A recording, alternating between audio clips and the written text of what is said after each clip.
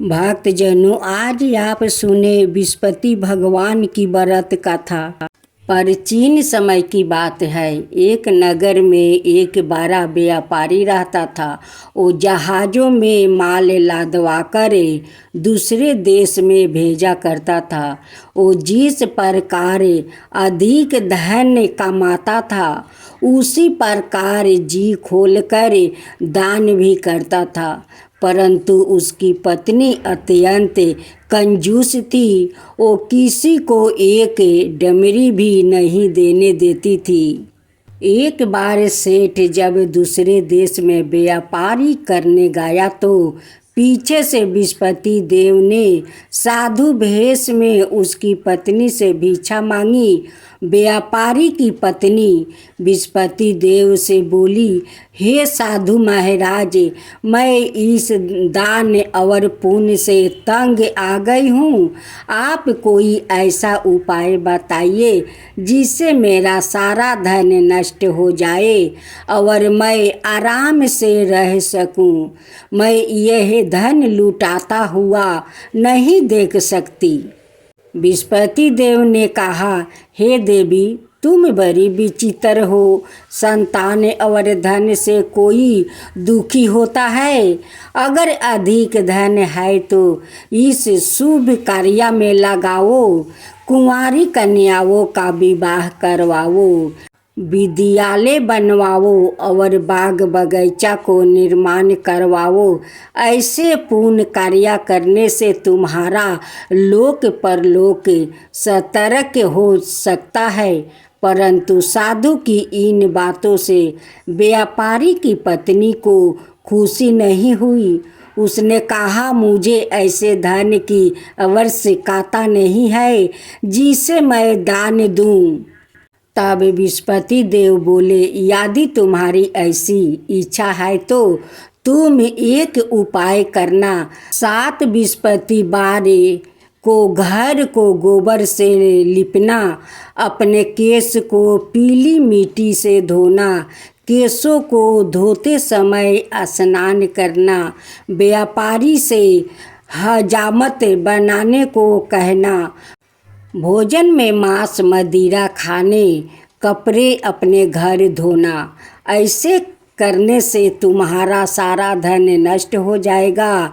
इतना कहकर विस्पति देव अंतर्ध्यान हो गए। व्यापारी की पत्नी ने विस्पति देव के कहे अनुसार 7 बृहस्पतिवार वैसा ही करने का निश्चय किया।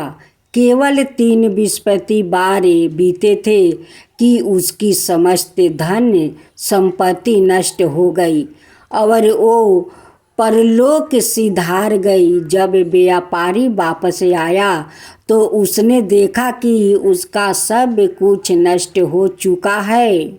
उस व्यापारी ने अपनी पुत्री को संताना दी और दूसरे नगर में जाकर बस गया। वहाँ वो जंगल में लकड़ी काट कर लाता और शहर में बेचता। इस तरह वो अपना जीवन व्यतीत करने लगा। एक दिन उसकी पुत्री ने दही खाने की इच्छा प्रकट की, लेकिन व्यापारी के पास दही खरीदने के पैसा नहीं थे।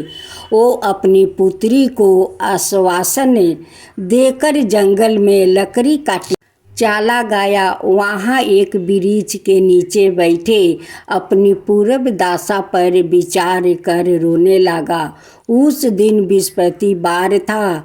तभी वहाँ विस्पति देव साधु के रूप में सेठ के पास आए और बोले, हे मनुष्य, तू इस जंगल में किस चिंता में बैठा है? तब व्यापारी बोला, हे महाराज, आप सब कुछ जानते हैं। इतना कहकर व्यापारी अपनी कहानी सुनाकर रो पड़ा। विस्पति देव बोले, देखो बेटा, तुम्हारी पत्नी ने विस्पति देव का अपमान किया है। इसी कारण तुम्हारा यह हालत हुआ है। लेकिन अब तुम किसी प्रकार की चिंता मत करो। तुम गुरुवार के दिन बृहस्पति देव का पाठ करो। 2 पैसे के चने और गुड़ को लेकर जल के लोटे में शक्कर डालकर वो अमृत और प्रसाद अपने परिवार के सदस्यों में बांट दो और कथा सुनने वाले में बांट दो। सवाए भी प्रसाद और चनामृत लो, भगवान तुम्हारा अवश्य कल्याण करेंगे। साधु की बात सुनकर व्यापारी बोला, महाराज मुझे तो इतना भी नहीं बचता कि मैं अपनी पुत्री को दही लाकर दे सकूं। इस पर साधु जी बोले, तुम लकड़ियाँ शहर में बेचने जाना, तुम्हारे लकड़ियाँ के दाम पहले से चौगुना मिलेंगे, जिससे तुम्हारे सारे कार्य सिद्ध हो जाएगा। उसने लकड़ियाँ काटी और शहर में बेचने के लिए चल पड़ा। उसकी लकड़ियाँ अच्छे दाम में बिक गई, जिससे उसने अपनी पुत्री के लिए दही लिया और गुरुवार की कथा हेतु चना गुड़ लेकर कथा की और प्रसाद बाँट कर सवाए भी खाया। उसी दिन से उसकी सभी कठिनाइयाँ दूर होने लगी। परंतु अगले बृहस्पतिवार को वो कथा करना भूल गया। अगले दिन वहाँ के राजा ने एक बड़े यज्ञ का आयोजन करा। पूरे नगर के लोग के लिए भोजन का आयोजन किया। राजा की आज्ञा अनुसार पूरा नगर राजा के महल में भोजन करने गया, लेकिन व्यापारी वो उसकी पुत्री तनिक विलंब से पहुँचे और उन दोनों को राजा ने महल में ले जाकर भोजन करवाया। जब वो दोनों लौट कर आए तब रानी ने देखा कि उसकी खूंटी पर टंगा हार गायब है। रानी को व्यापारी और उसकी पुत्री पर संदेह हुआ कि उसका हार उन दोनों ने ही चुराया है। राजा की आज्ञा से उन दोनों को कारावास की कोठरी में कैद कर दिया गया। कैद में पड़कर दोनों अत्यंत दुखी हुए। वहाँ उन्होंने बृहस्पति देवता का स्मरण किया। बृहस्पति देव ने प्रकट होकर व्यापारी को उसकी भूल का आभास करवाया और उन्हें सलाह दी कि गुरुवार के दिन कैद खाने के दरवाजे पर तुम्हें 2 पैसा मिलेगा। उनसे तुम चने और मुनका मंगवा कर विधि पूर्वक बृहस्पति देवता का पूजन करना, तुम्हारे सब दुख दूर हो जाएगा। बृहस्पतिवार को कैद खाने के द्वार पर उन्हें 2 पैसे मिले। बाहर सड़क पर एक स्त्री जा रही थी। व्यापारी ने उसे बुलाकर गुड़ और चने लाने को कहा। इस पर वो स्त्री बोली, मैं अपनी बहू के लिए गहने लेने जा रही हूँ, मेरे पास समय नहीं है। इतना कहकर वो चली गई। थोड़ी देर बाद वहाँ से एक और स्त्री निकली।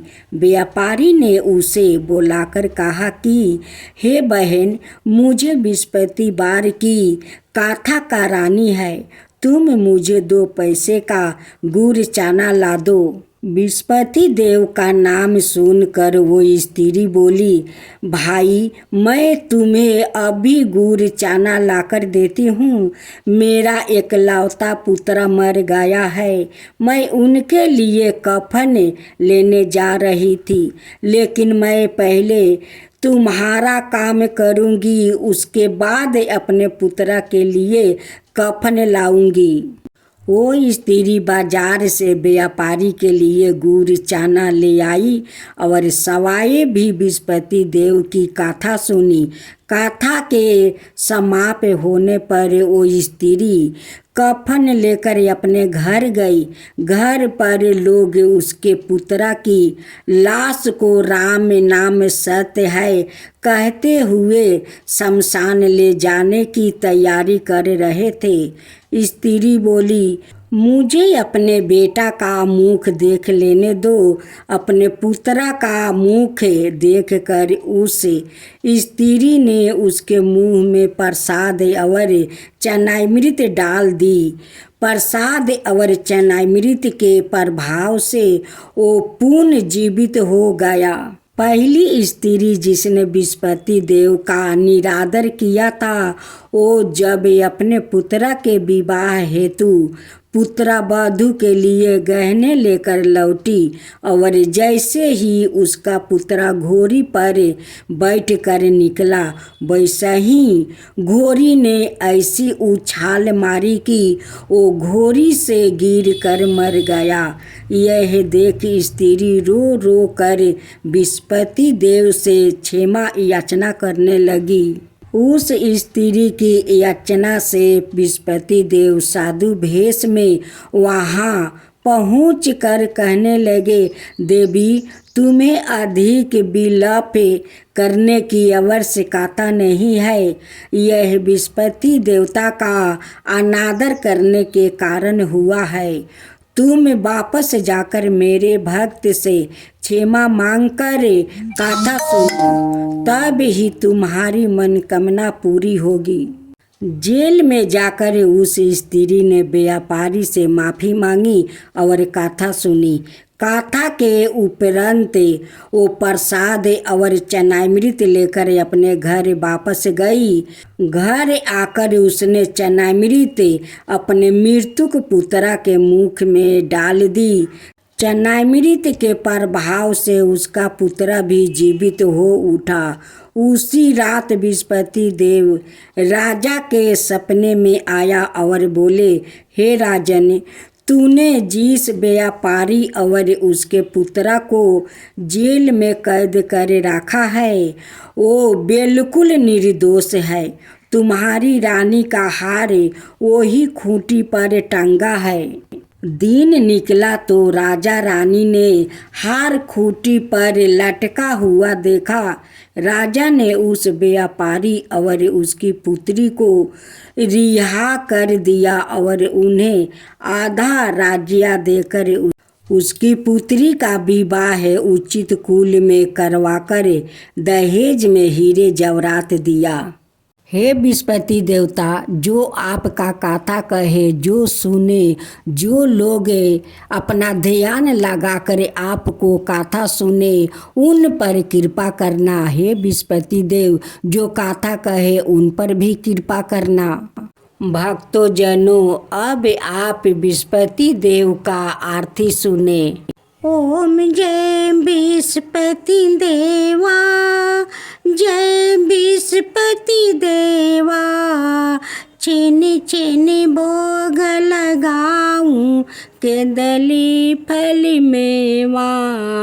ओम जय बृहस्पति देवा, तुम्ही पुराण परमात्मा, तुम ही अंतर्यामी, जगत पिता जगदीश्वर, तुम ही सबके स्वामी।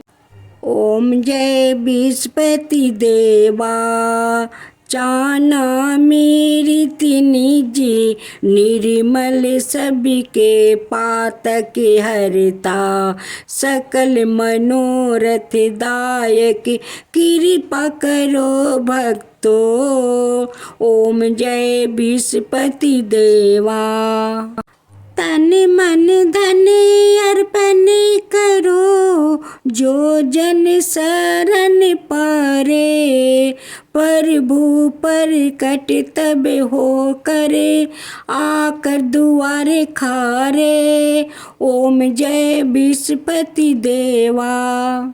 दीन दयाल धन निधि, भक्तन के हितकारी, पाप दोष सब हरता, पाव बंधन हारी। ओम जय विस्पति देवा, सकल मनोरथ दायक सब संशय तारो, विषय विकार मेटाओ संतन सुखिकारी।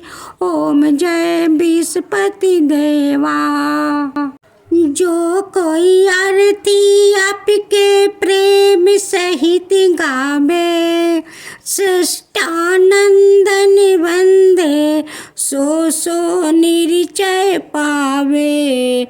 ओम जय विस्पति देवा।